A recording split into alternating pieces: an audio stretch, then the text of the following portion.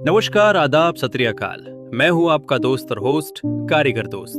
आप देख रहे हैं कारीगर दोस्त, कारीगरों का सच्चा साथी। कृपया इस चैनल को सब्सक्राइब कर दें और बेल आइकन को जरूर दबाएं।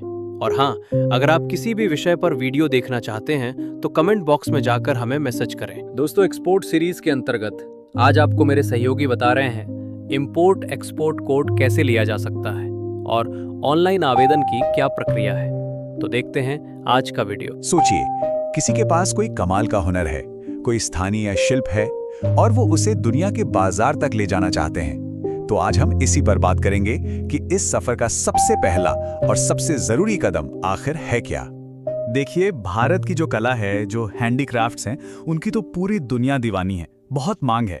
और इसी वजह से न जाने कितने ही कारीगर और छोटे कारोबारी ये सपना देखते हैं कि काश उनका बनाया सामान भी इंटरनेशनल मार्केट तक पहुंच पाए। लेकिन सबसे बड़ा सवाल यहीं आकर रुक जाता है कि भाई शुरुआत करें तो करें कहां से। ऐसा कौन सा पहला कदम है, कौन सा वो दस्तावेज या लाइसेंस चाहिए जो इंटरनेशनल ट्रेड के दरवाजे खोल दे। तो इसका एक सीधा और बहुत सरल जवाब है, और वो है इंपोर्ट एक्सपोर्ट कोड। शॉर्ट में कहें तो IEC। समझ लीजिए, किसी भी एक्सपोर्ट के सफर का ये स्टार्टिंग पॉइंट है। तो चलिए अब इसको थोड़ा और समझते हैं। देखिए, ये जो IEC कोड है ना, ये वो ऑफिशियल चाबी है, वो चाबी जो भारत से कुछ भी एक्सपोर्ट करने के लिए एकदम जरूरी है। मतलब इसके बिना अंतरराष्ट्रीय स्तर पर सामान बेचा ही नहीं जा सकता। तो सवाल ये है कि ये IEC कोड आखिर है क्या चीज। सीधी सी बात है, ये 10 डिजिट्स का एक यूनिक नंबर होता है। और इसे जारी कौन करता है?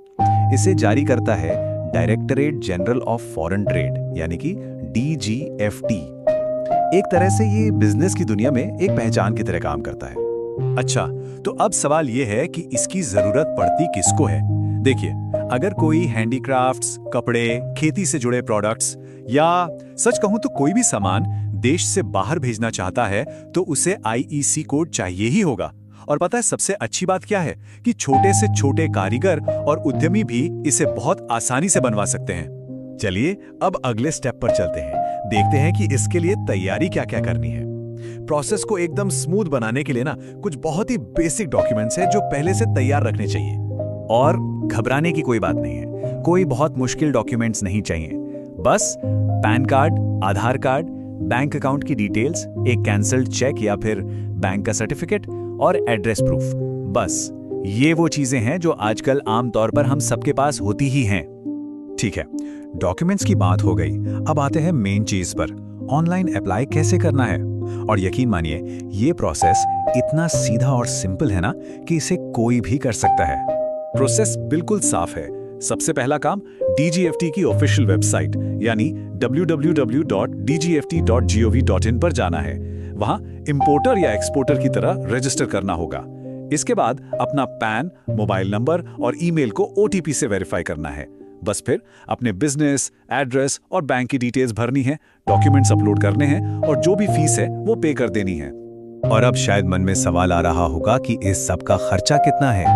तो सुनिए, फीस है सिर्फ 500 रुपए। जी हाँ, सिर्फ 500 रुपए। ये बस एक बार देनी होती है और इसी वजह से ये हर किसी की पहुंच में है।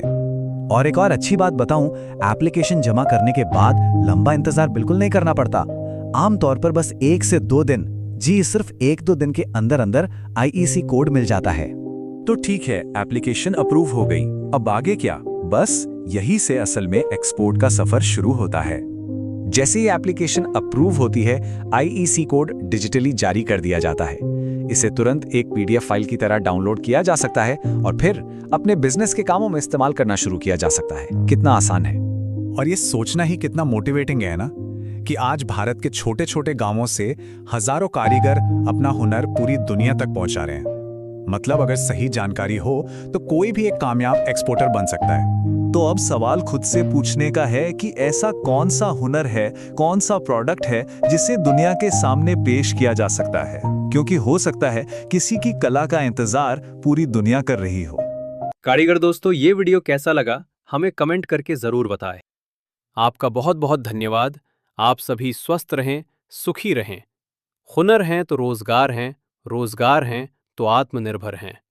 जय हिंद, जय भारत।